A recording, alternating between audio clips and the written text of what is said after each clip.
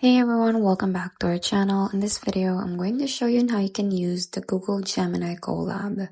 So the first thing that you have to do is you can either download the application or just go to your browser and search for Google Gemini.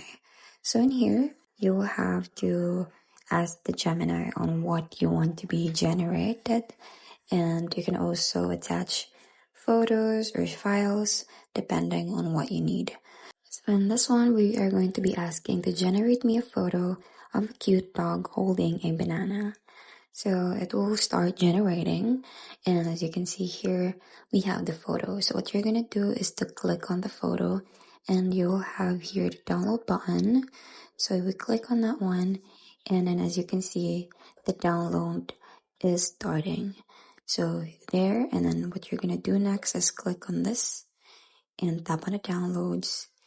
Click on the picture and tap on this button right here so that it will be downloaded to our gallery. So there you have it. I hope you find this video helpful. Thank you for watching, and I'll see you in my next one.